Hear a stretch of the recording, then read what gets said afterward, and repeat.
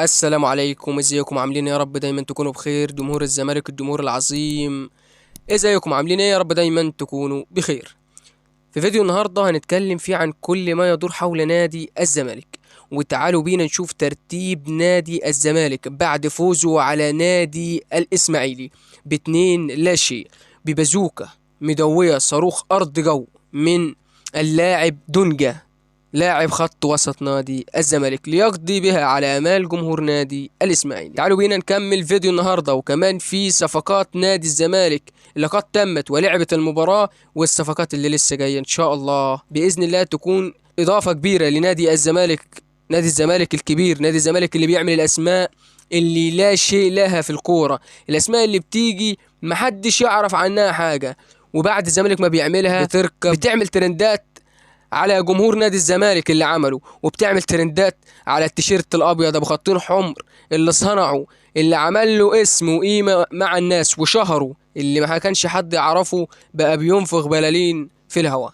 يلا بينا نكمل فيديو النهارده. فيديو النهارده وهو ما يدور حول نادي الزمالك وصفقات نادي الزمالك، ترتيب نادي الزمالك وترتيب الدوري المصري.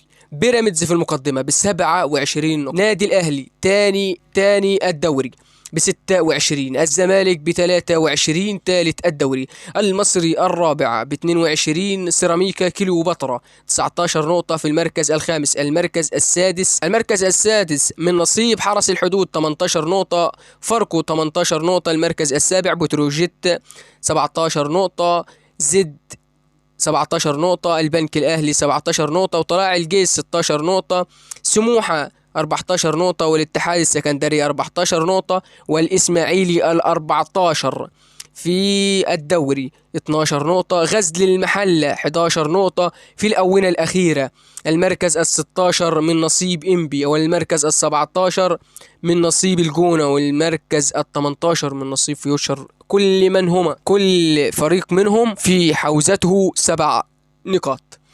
خلينا بقى نكمل فيديو النهارده، وفيديو نادي الزمالك ما يدور حول نادي الزمالك والصفقة الجديدة، الصفقة اللي هتكون حاجة كده كويسة إن شاء الله وتسعد جماهير نادي الزمالك، وهو اللاعب المغربي. الزمالك يجهز لإعلان صفقة لاعب مغربي، فيديو تشويقي. يستعد نادي الزمالك للإعلان أحدث صفقاته الشتوية، حيث قام الصفحة الرسمية للقلعة البيضاء بنشر فيديو تشويقي قبل الإعلان الرسمي عن الصفقة، وظهوره في الفيديو لاعب بقميص الزمالك يبدل الهاتف المحمول وعليه شعار المملكة المغربية، ويقوم اللاعب بمتابعة الصفحة الرسمية لنادي الزمالك. ويشهد الساعات الماضية تواصل مسؤولي نادي الزمالك للاتفاق مع المغربي صلاح مصدق لتدعيم دفاع الفريق في الميركاتو الشتوي. يلعب صلاح في مركز الدفاع، ويجد اللاعب القدم اليمنى، ويبلغ من العمر 26 عاما، ويحمل الجنسية المغربية الأسبانية. بدأ صلاح مصدق مسيرته الكروية في أغادير، ثم انتقل إلى الزمامرة المغربية في الصيف الماضي. شارك مع الزمامرة خلال الموسم الحالي في 17 مباراة، سجل خلالهم هدفين وحصل على 4 إنذارات. اللاعب ده ان شاء الله يكون اضافه كبيره لنادي الزمالك، خصوصا اللعيبه المغاربه دي بتكون مميزه مع نادي الزمالك. دايما كده بنشوف اي لعيب مغربي بيجي من المغرب بيلعب، بعيدا طبعا عن بن شرقي، كام لعيب كده مغربي كان بيجي نادي الزمالك كان دايما بيفرق مع نادي الزمالك. نادي الزمالك ده نادي كبير ونادي عظيم، محدش يزعل على لعيب راح منه مهما كان اسمه، انت بتلعب في نادي الزمالك. فنادي الزمالك بيصنع دايما، زي ما احنا شفنا الماتش اللي فات كده، لعيب زي جهاد جاي نادي الزمالك محدش يعرف عنه حاجه الا القليل مننا من الدوري الممتاز، يا دوبك يعرف مجاهد ويعرف لعبه، لكن انه هيبدأ يتشهر من مباراة واحدة الكل بدأ يتكلم عنه، الكل بدأ يقول مجاهد رجل المباراة ومجاهد بيلعب. مين اللي بيعمل كده؟ جمهور نادي الزمالك. مين اللي بيعمل كده؟ اعلام اللي متسلط على نادي الزمالك باسمه وتاريخه بعظمته. نادي الزمالك الكبير اللي هيصنع مجاهد ويصنع 10 قده، ويصنع بن شرقي ويصنع 10 قد بن شرقي و10 قد امام عاشور، كل ده لعيبة اسامي عملتها نادي الزمالك محدش كان يعرف عنها حاجه. امام عاشور ده قبل ما يجي نادي الزمالك ولا شيء، ولا النادي الاهلي حتى يبص له ولا يعبره، كان لعيب صغير، الزمالك جابه بقى يلعبه في الناشئين، ايام ما فرجاني كان موجود كان هو بديل فرجاني وكان دكه ومحدش كان يعرف عنه حاجة. مين عمله؟ عمله نادي الزمالك. اه صحيح طلع قليل الاصل وبيعمل ترندات على نادي الزمالك، بس نادي الزمالك نادي كبير ونادي عظيم، مش لعيب هيفرق معاه وهو الخسران. تعالوا بينا كده نشوف بقى طرد ناصر ماهر. يعتذر لجمهور الزمالك ويعلن موقفه من العقوبة. حرص ناصر ماهر لاعب الفريق الأول لكرة القدم بنادي الزمالك على الاعتذار لجمهور النادي عقب طرده خلال مباراة الإسماعيلي في الجولة الثانية عشر من مسابقة الدوري للمحترفين، والتي قامت على أرضية ملعب السلام أمس الجمعة. ناصر ماهر يعلق على طرده في مباراة الإسماعيلي، وكتب ناصر ماهر عبر حسابه على منصة التواصل الاجتماعي انستجرام: أولا في البداية أنا بعتذر عن خطأي صدر مني وأي حد زعلان مني، وده كان رد فعل سريع بسبب شتيمة اللاعب للأهلي، متقبل العقوبة، وده شيء طبيعي، وآسف جدا لجمهور الزمالك وجمهور الإسماعيلي على المشادة غير لائقة والمنظر بالكامل، وأتمنى قبول اعتذاري.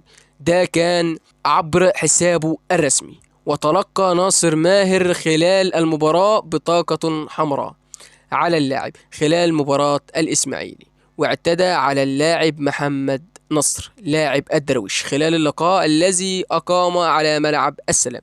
طبعا ناصر ماهر لعيب خلوق جدا، واحنا عارفين ان ناصر ماهر ده لعيب هادي في الملعب، مش هو ده بتاع مشاكل ولا بتاع لقطات زي ناس. بس هي المشكلة هنا كانت رد فعله للاعب، لان اللاعب زقه، واللي شاف كده في الاعاده طبعا كلنا شفنا ده، اللاعب زقه. كلنا عارفين ناصر ماهر ده لعيب خلوق جدا، بس اكيد استفزاز ملعب مش اكتر. الزمالك لازم يركز ليه؟ قدامه مباراتين والاهلي قدامها مباراتين. الاهلي اذا كسب هيوصل 32 نقطه، والزمالك لو كسب هيوصل 29 نقطه. هيقابل الاهلي الزمالك بعد قد ايه؟ بعد مباراتين. النادي الاهلي والزمالك في مواجهه ناريه، طبعا كلنا عارفين ديربي المصري. نادي الزمالك يعمل ايه؟ اذا كسب يتعادل مع نادي الاهلي في النقاط، كل نادي الزمالك عايزه كده. واذا كسب في المواجهات المباشره طبعا نادي الزمالك هياخد المركز الثاني، ويركز في الثلاث ماتشات اللي تبقى باقيين له دول، وطبعا يوصل افريقيا اللي وحشت نادي الزمالك، خصوصا ان الاتحاد الكوره هياخد من الدور الاول والثاني دوري ابطال افريقيا، وياخد الثالث والرابع على الكونفدراليه. جمهور الزمالك بقى متعطش لبطوله دوري ابطال افريقيا. صحيح مش مهم الدوري والله العظيم، بس نروح دوري ابطال افريقيا. كل جمهور نادي الزمالك أمنية حياته إن يوصل تاني أو أول في الدور الأول ده بالذات. بعد كده سهل، ممكن ناخد الدوري إذا ركزنا، ناخد الدوري إن شاء الله.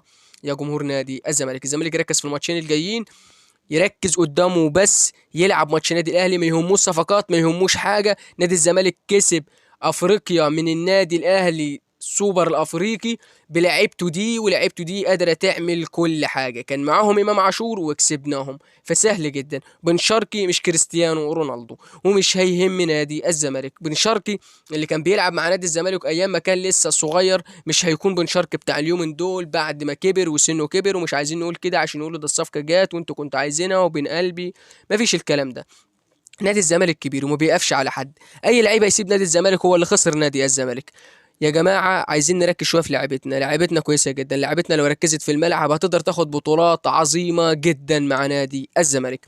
أنا عندي ثقة كبيرة في اللعيبة، خصوصا اللعيب اللي جاي جديد ده المغربي مصدق. اللعيب ده إن شاء الله يكون إضافة كبيرة لنادي الزمالك بعد وصوله القاهرة اليوم. هو خلاص كده بيصور برومو، يعني كمان ساعات قليلة إن شاء الله ويتم الإعلان عنه. نادي الزمالك يتم الإعلان عن اللاعب ده، اللاعب الكبير ده إن شاء الله يكون حاجة كويسة كده، خصوصا ان هو جاي من المغرب، واي حد جاي من المغرب بيكون اضافة كبيرة نادي الزمالك. وان شاء الله الزمالك اضافة لاي حد. لحد هنا اكون وصلت لنهاية الفيديو. ما تنساش تعمل اشتراك في القناة وتفعل زر الجرس حتى يصلك كل جديد. والسلام عليكم ورحمة الله وبركاته.